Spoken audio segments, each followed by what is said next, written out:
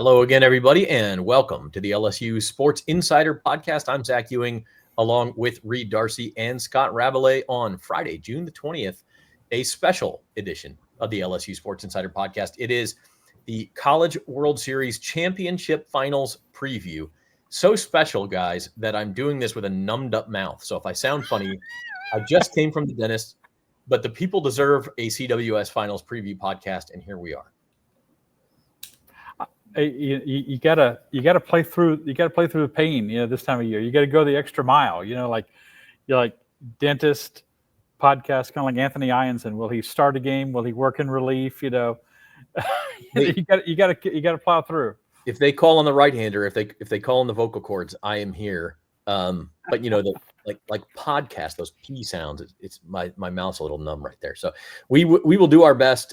Forgive me if it sounds a little bit funny, but LSU, Coastal Carolina, nothing funny about that. Should be a really good matchup. It's not your traditional matchup in terms of like SEC teams or even power conference teams. But Reed, like the more I look into this, the more I think Coastal Carolina not only belongs here, but this is like a really even matchup. Yeah, I spent the day yesterday looking at all the numbers, and I came away pretty impressed with Coastal Carolina, from a numerical perspective. I mean, I knew exactly how good they were. They have the most wins among any team in Division I. It's Coastal and LSU 1 and 2 right now. Coastal has 56 wins. LSU has 51 wins. So, a lot of this harkens back to 2016 when Coastal Carolina kind of surprised everybody on the way to the title. They're no Cinderella right now. They're not the feel good story. That they are legitimately a championship level team. They've become kind of a power program now. I think this run to the final series proves that, and they're not surprising anybody right now. They're a legit good team. They can absolutely beat LSU. So this is going to be a tight battle. I think that LSU could absolutely have a ton of trouble with Coastal here. And I think before we get into it, I think I want Professor Rabelais to share with the class a little bit about their mascot, exactly how they got this mascot and what exactly is a Chanticleer. Well, I'm glad you asked, because I put a little something up on our website about that. Chanticleer is like a fighting rooster.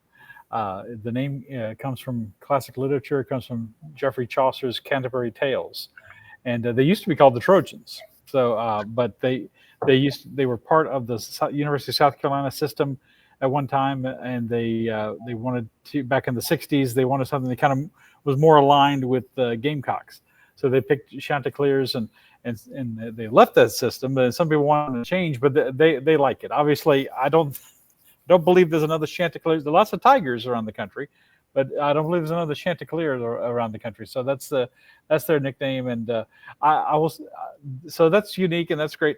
I haven't seen a giant fiberglass Mardi Gras float like Chanticleer roaming around town like I have the Mardi Gras mic, though. So I would say, first point to LSU on that. But they do have the most unique nickname of any team here that's ever gotten here, I think. Having said that, Chanticleers is awesome. That is an awesome nickname. I am all for off the wall. The more, the merrier. Like bring it on. So I love the mascot, and look. We can all kind of have fun with it, but this is a good baseball team, and the series will start 6 p.m. Saturday. Game 2 is 1 p.m. Sunday. It's going to be very hot on Sunday, from what I understand up there, like Louisiana hot, maybe even worse. And then, if necessary, if the teams split the first two games, Game 3 will decide at 6 p.m. Monday night. Our coverage of LSU baseball in the postseason is brought to you by Our Lady of the Lake Health. They are the official championship health partner of LSU athletics. So let's kind of dig in. As Rab said, they are the Chanticleers. They are the chickens. I looked up, there's like a Chanticleer chicken. This is not from the Canterbury Tales. It's the actual name of a chicken. I don't know if they also got that name, but they're supposed to produce very good eggs. So, the more you know, I guess they're also supposedly good to eat. So LSU had a roasted gator a couple of years ago, like literally on the grill. I don't know if they're roasting chicken or not for their tailgates tomorrow night, but I would not be surprised if they are. I can virtually assure you that someone's going to be roasting a chicken on a barbecue pit. There will be some chicken. I don't know if it'll be a Chanticleer chicken or not, but LSU fans might find a Chanticleer out there and throw it on the grill. They'll find, if there's one out there, they'll find it. The Chanticleers, the baseball team, however, have not been in hot water very often. They have won 26 in a row. They're 55-11, I believe, is the record. So that means at one point they were, or 56-11. They were 30-11. They've won 26 straight games.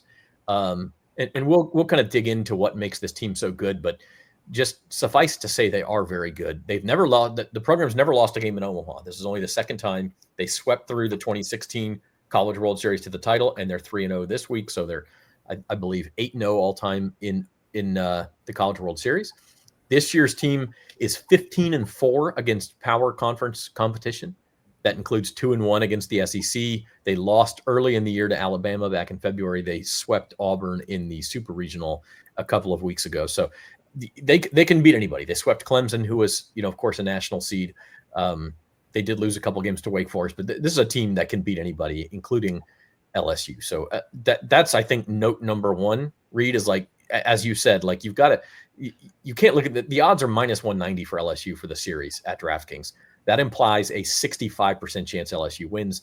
They're the favorite, but not like any sort of a overwhelming favorite. No, absolutely. And the first place you got to go when you talk about Coastal Carolina is their pitchers. They really have a three-headed monster here. It's really three guys who can start and go deep into games. And the guy who Coastal is starting tomorrow night and who they announced as a starter today is a kid named Cameron Flukie, and he's one of those guys. And if you think about their top three pitchers, right, the guys who are most likely going to be starting these games, if it goes to 3 games, you got Cameron Flukie, Jacob Morrison, and Riley Eichhoff. I hope I'm pronouncing that name correctly. All 3 of them have 15-plus starts. All have thrown at least 90 innings. 2 of them have at least 100 strikeouts. And together, all 3 of them have a combined record of 26-3 to go with 282 strikeouts to only 55 walks. So that's pretty impressive, right? And just if you look at their team numbers, they've got the second best team ERA in the country. I believe they're top 10, top 12 in WHIP, walks and innings per innings pitch, walks and hits per innings pitch. So the strength of their team is with the pitchers, and I think it's going to be a fascinating matchup to see. Coastal Carolina's 3 guys and how they shape up against Kade Anderson, Anthony Eyanson, and Kason Evans, and how the teams strategize to find the right innings for each one as the series plays out. Yeah, Rab, what did you make of that of the Chanticleers starting Flukie over Morrison? Morrison's been their star all year long. He's 12-0. He shut down Auburn in the Super Regional. He shut down Oregon State when they played. I guess that's more what it is that he pitched Sunday, and so you give him a full week's rest, by pushing him to game 2. But were you surprised to see they weren't leading off with Morrison? A tiny bit, but like you said, you have the luxury. Both teams have the luxury of setting up their pitching staff pretty much like however they choose. Yeah, both coaches get to do that. So yeah, I mean, as Reed said, they have an excellent assortment of pitchers that they can go to, and so it's like 1 and 1A probably for them. So I don't think we should read too much into that at all. And Jay Johnson did not name a starter today. It's expected they'll start Kade Anderson tomorrow, and then Anthony Eyanson on Sunday. Although I personally would start Eyanson Saturday with a chance that you could bring him back in a relief role on Monday. Now maybe you could bring him back in a relief role on Monday anyway if he starts on Sunday, but I think it makes it a little more likely that you could bring him in to get like 3 key outs or something like that. So that's what I would do, but I don't think it's a mistake if they start Kade Anderson, especially after the way he pitched in the CWS opener for LSU against Arkansas. So he's both teams are set up the way they want. They've got their 3 starting pitchers who as Reed said, have led them all year, and then LSU can start whoever they want, including Zach Cowan if it was a third game. I mean, obviously Zach Cowan gave you a very encouraging start in the game against Arkansas on Wednesday night. So that's a prospect as well as Kason Evans. So I don't think either team can complain about where they are in terms of their pitching staff and who's rested and who's available that sort of thing. Yeah, I mean, both teams swept through their bracket 3-0. Both haven't played since Wednesday, so it should be kind of all hands on deck. Like, I think for LSU, probably Zach Cowan is unavailable at least for game 1, but that's probably it. I think they'd want to save him for game 2, but I think everybody else is probably, all hands on deck. And, same for Coastal, except for you mentioned him, Reed, that their number 3 starter is who pitched on Wednesday, Riley Eichhoff, and he probably is unavailable tomorrow, but that's it. I mean, everybody else is there. They're going to start Cameron Flukie. We say Jacob Morrison was their go-to guy and was 12-0. Well, Cameron Flukie, all he did was go 7-1 with a 3.29 ERA. I did see someone say his ERA against power conference teams was over 5. So maybe LSU has at least a small advantage in the pitching department when it's, if it's Anderson or Eyanson against Flukie. Then game 2 may be more even, and then we'll see game 3. Of course, Case Evans is probably your presumed LSU starter, but that may be more even too. But yeah, I like there's no excuses on either side here, right? You're throwing your best guys out there on full rest.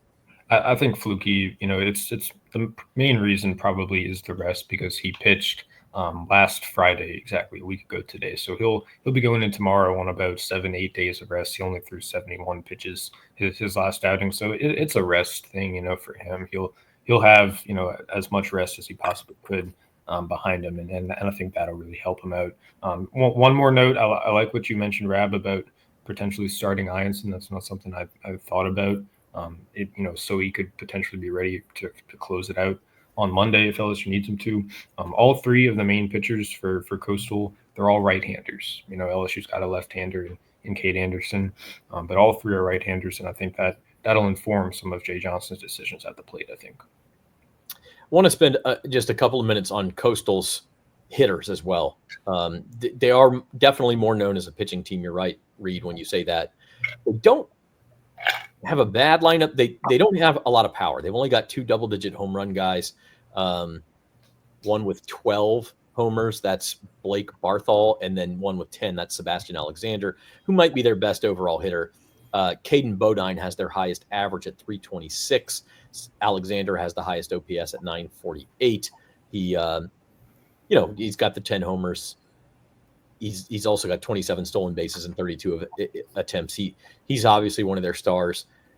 It's not a lineup you can sleep on, but it's also not the strength of this team necessarily. They get on base, though. They really get on base, and then they do a good job of moving those runners around the diamond. Their on-base percentage is .410, which is pretty good. They also, and this is kind of some fun, nerdy little baseball stats here. They're first in the country among Division I teams in sacrifice flies.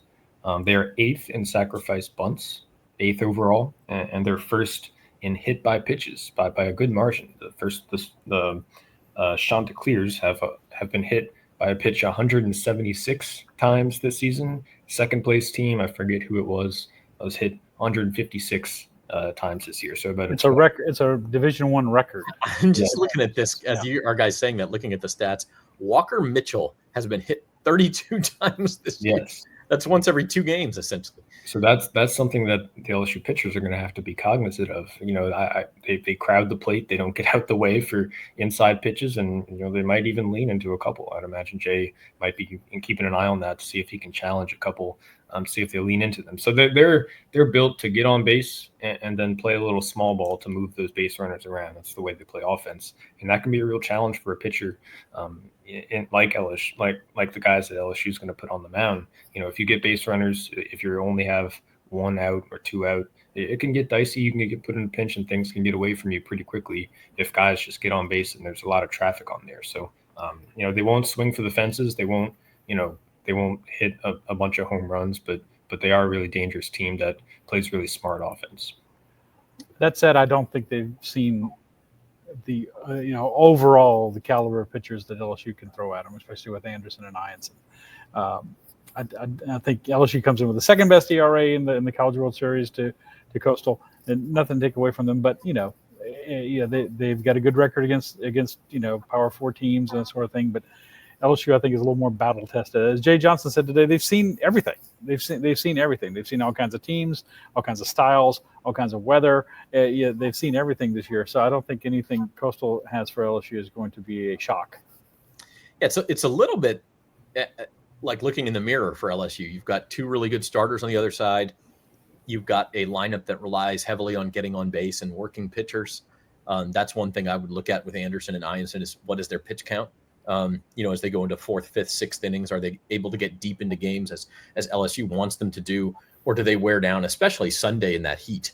If you remember the Super Regional, how hot it was, both guys kind of, wore down maybe a little faster than they would have otherwise. And so I'm curious to see that. It's supposed to be like 94 degrees, heat index at 110 or something in Omaha on Sunday. So that'll be something to watch for. And then, offensively, LSU has more power than Coastal, but both teams have that on-base guy at the top of their lineup. They again, going to work pitch counts and have some pop lower down. So I think it'll be a good matchup. And I want to take a quick break here, and then we'll get back to it, and we'll do some picks to click and some championship series picks here on the LSU Sports Insider. There's no better place to parlay than Caesars Sportsbook. With quick picks, you can tap right into pre-built, ready-to-bet parlays right from the home screen. And if you miss tip-off, no worries. You can play same-game parlays live during the action. Plus, it's never been easier to find and bet on the biggest matchups of the day, so you can keep up with all the action. Caesars Sportsbook, proud partner of the NBA and the only sportsbook app with Caesars Rewards. Download it today. Okay, back on the LSU Sports Insider podcast, doing a baseball championship series preview pod today. Encourage you to subscribe to our LSU Tigers at NOLA.com YouTube channel. We are going to have post-game shows after each and every game of this series. Then we'll probably have a podcast to wrap up college baseball season, and then we'll be full bore into football really quick. In fact, we're going to start recording some football episodes with Wilson Monday and Tuesday, I think. So we'll have those out to you quickly. So subscribe to the channel. Sign up for notifications so you know when we have a new episode up, and we will take care of you through the rest of this series and then into football and the fall for LSU athletics. Guys, before we kind of go into prediction and wrapping this up with picks to click and things like that, anything else that you have noticed, Rab, there in Omaha, or that Reed maybe looking through notes and stats and things like that, that you think is important for folks to know before this series starts tomorrow? Well, you mentioned the weather. Not only is it going to be really hot, the wind is going to be it could be howling in here Saturday and Sunday. It could. They're expecting winds like 20 to 30 miles an hour with a gust of 40. And coming out of the south and southwest, the way the ballpark is oriented is its home plate points towards the southeast. So it could be really hard to hit a ball out to right or right center. You could hit one down the left field line, and in fact, down the left field line could be like a jet stream, kind of situation. So where Jared Jones hit his home runs, hit him pretty much in the same place.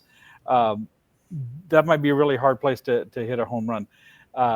The heat, I don't think, is going to bother Jay. With LSU face the heat and humidity, Jay Johnson said that the first West Virginia game was the hottest game he's ever coached, and he used to coach in Arizona. In Tucson, Arizona. So I don't think about that, but I think the weather could be a factor, and maybe that plays into Coastal Carolina's advantage.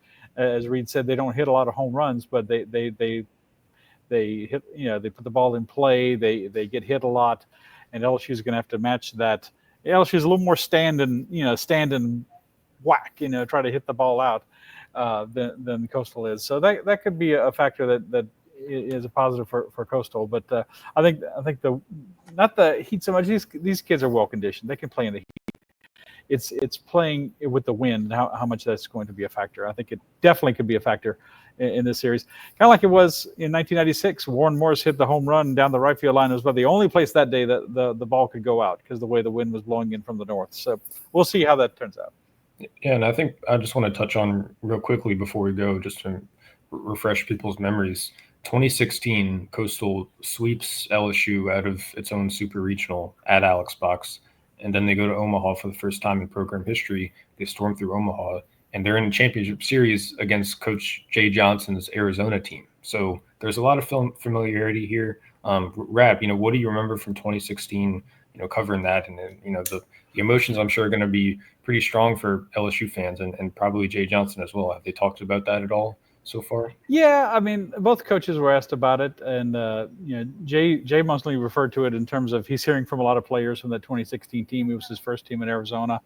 They didn't even have any players on that team that had been to the NCAA tournament before. They made it all the way to the final and came within one run, maybe one or two runs of winning the championship. They lost 2 one-run games to Arizona after winning the first one.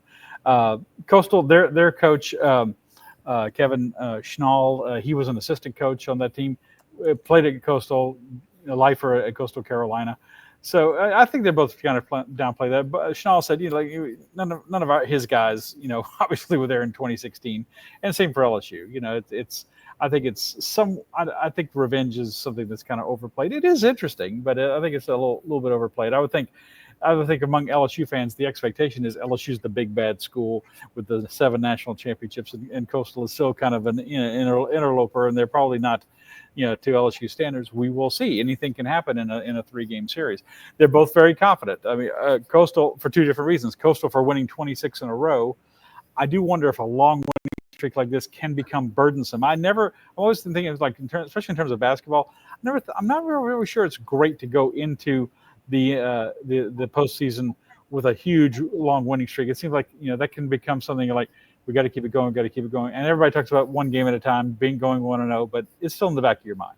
And then LSU, they feel like they can come back from any deficit. I think they were the second team this year to come back this season from 2 runs down with 2 outs in the 9th inning.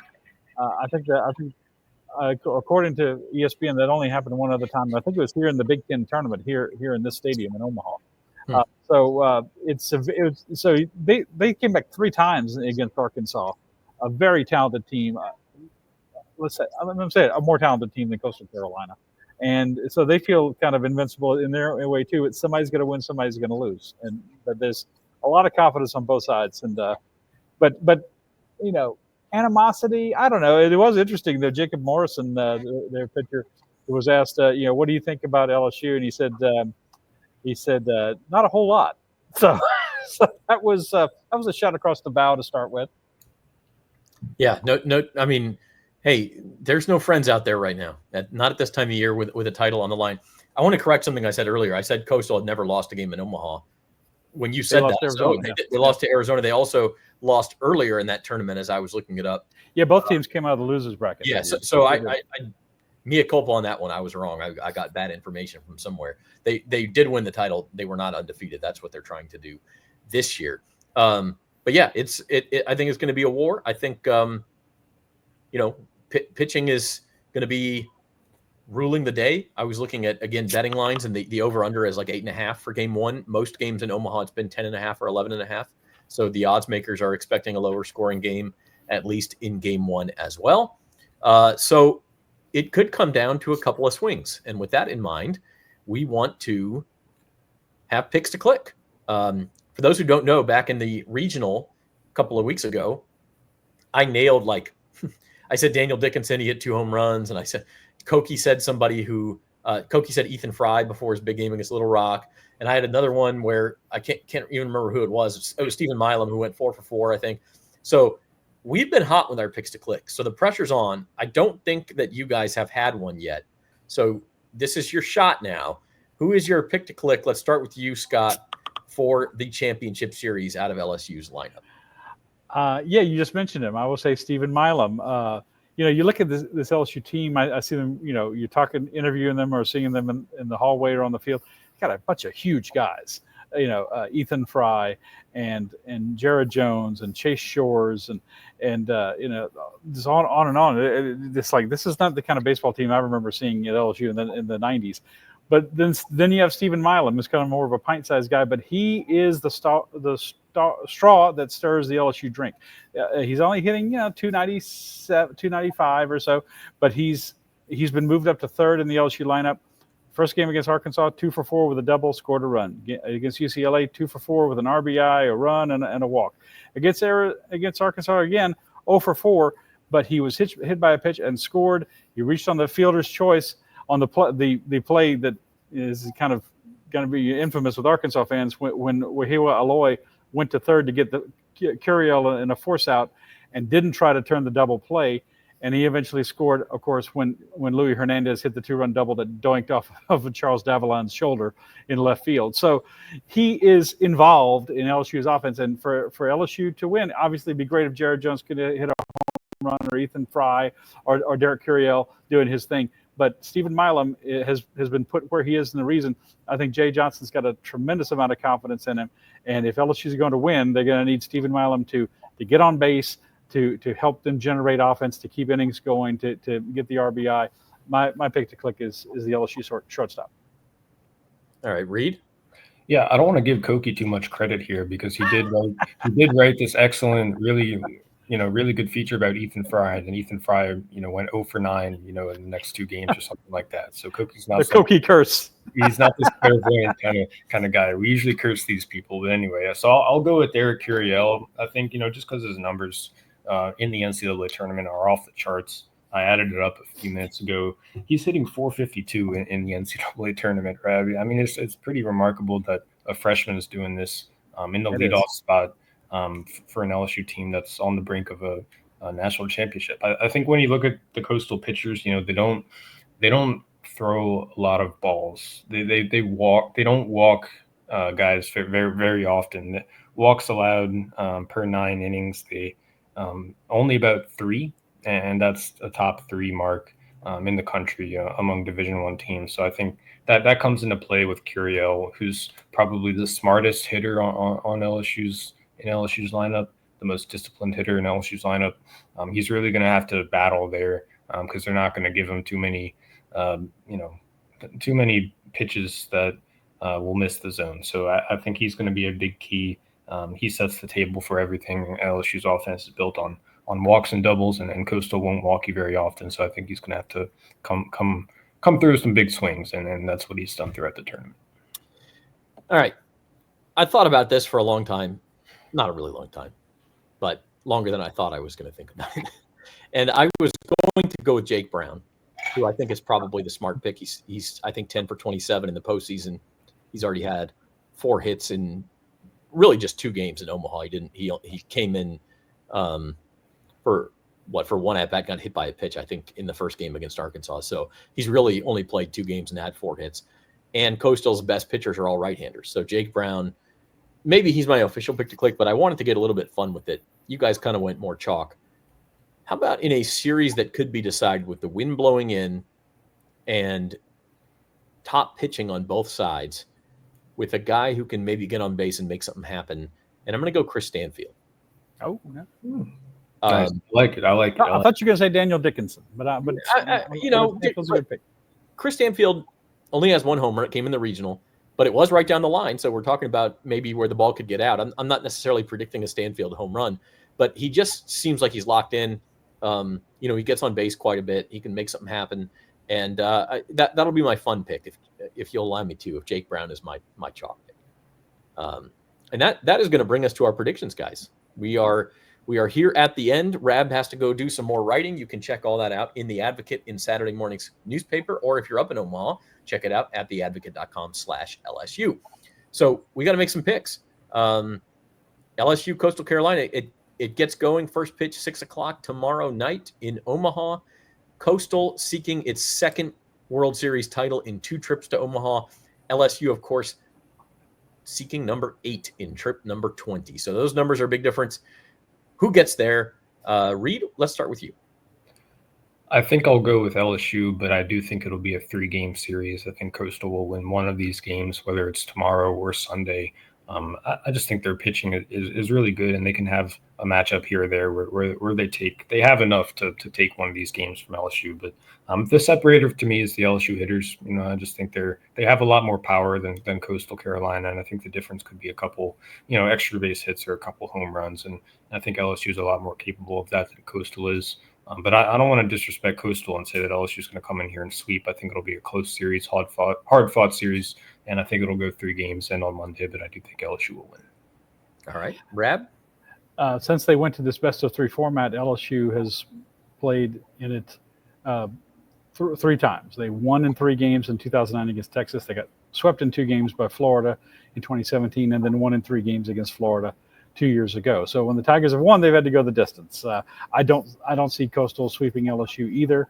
Because of their depth of pitching, where their pitching is set up, and the hitting, as Reed said, I see going all 3 games as well, and LSU winning to get title number 8. Coastal is very capable. If any LSU fans are kind of looking down at them as being some kind of upstart, theme like, well, they're just like a little better Little Rock or something like that. Well, no, that's not the case. They're really, really a good team, and they've built a very good program there. That has not been here a lot, obviously only their second time, but LSU's got a lot more tradition. But tradition is great, but it doesn't help you get a hit. It doesn't help you strike somebody out. It doesn't help you turn a double play.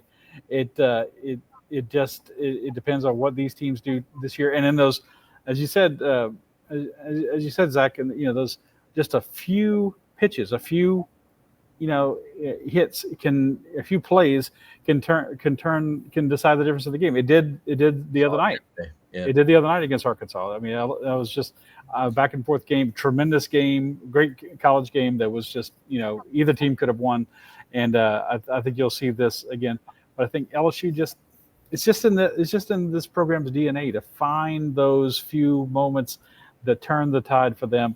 And I think they'll pull out the championship series, bring home title number 8 to Baton Rouge. I will say this: I think that if it goes 3 games, like the two of you say, I think Coastal wins. I think Coastal comes up with it. I like their pitching depth. Not that LSU doesn't have pitching depth, but I just think in a tight spot, the team that's used to getting runners on, getting them over, getting them in, I'll take Coastal. But I'm not picking against LSU in Omaha. I think it's a sweep. I think Kade Anderson and Anthony Eyanson, in whatever order Jay Johnson chooses, they get it done. I think that they are a level above the pitching Coastal is used to seeing, even in the Super Regional at Auburn. I mean, Auburn's got guys. They don't have Kade Anderson and Anthony Eyanson. And so I will take LSU in 2 low-scoring games in a sweep. But I will say that if it does get to Game 3 Monday, I would look out for the Chants. And I will say, too, if y'all recall on a podcast, I did pick Coastal to win the championship. I was thinking LSU would have a tough time getting by Arkansas, to get here.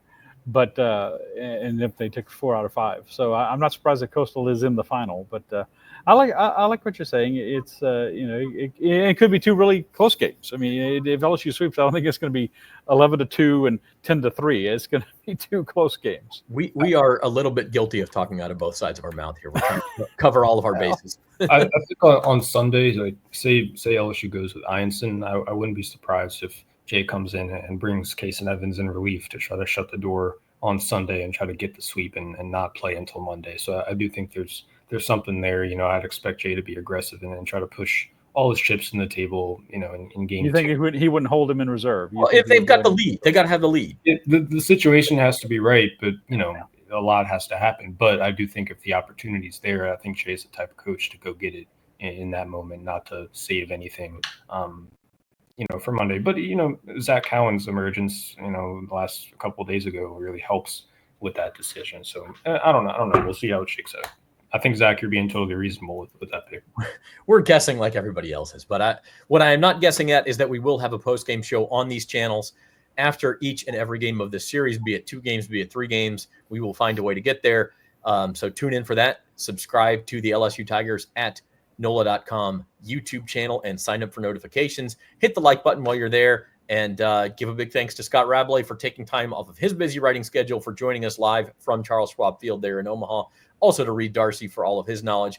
I'm Zach Ewing, and we will see you this weekend on the LSU Sports Insider.